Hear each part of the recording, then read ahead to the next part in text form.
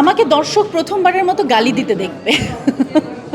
লুচ্চা খানকির পোলা তোর সাথে শুইতে শুইতে আমার শরীরটা নষ্ট হয়ে গেছে। এই গালিগুলো খুবই প্রয়োজন ছিল। যে চরিত্রটি করেছি সেই মেয়েটি একজন সুপারস্টারের ওয়াইফ। কোনো একটা কারণে সে কি আসলে সুইসাইড করবে নাকি সে প্রতিশোধ নিবে। আমার এপিসোডটা আসছে পাপ কাহিনীর প্রতিশোধ।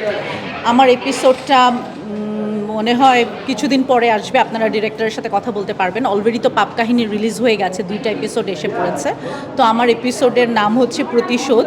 তো আমার এপিসোডটা তো আসছে, আর এখনও আমার মনে হয় যে শেষ হয়নি বছর। ঈদে তো সিনেমা আসবে, অনেক সিনেমা দেখতে পারবেন। আমার সিনেমা আসবে কিনা সেটা আমি বলতে পারছি না এখনও, বাট চেষ্টা করছে ডিরেক্টর প্রডিউসাররা। 2টা সিনেমা আমার রেডি আছে, 80% রেডি আছে। তো আজকেও একটু পরে আমার মিটিং আছে যে তারা আসলে কতটুকু কাজ করতে পারবে, কারণ সিনেমার বিষয় হয় কি আমাদের হাতে কিছু থাকে না। অ্যাজ অ্যান আর্টিস্ট আমার কাজ শুটিং করা, ডাবিং করা। এখন তারা রিলিজ করতে পারবে কি না ঈদে সেটা আমি বলতে পারছি না।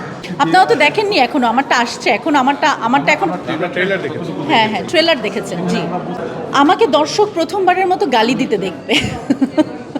ঠিক আছে, যেটা খুবই ভয়ঙ্কর। আমি কি বলবো, কিন্তু আপনারা যখন কাজটা দেখবেন তখন আপনাদের মনে হবে যে এই গালিগুলো খুবই প্রয়োজন ছিল। এবং আমার যে গল্পটি সেটি হলো একটা মেয়েকে এমনভাবে অনুপ্রেরণা দিবে যে মেয়েটি, আমি যে চরিত্রটি করেছি সেই মেয়েটি একজন সুপারস্টারের ওয়াইফ।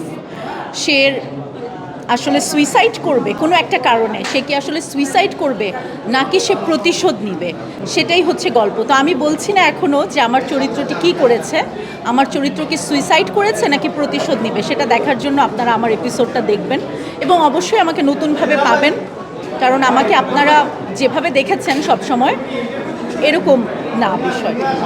পাপ কাহিনী 2 দেখুন।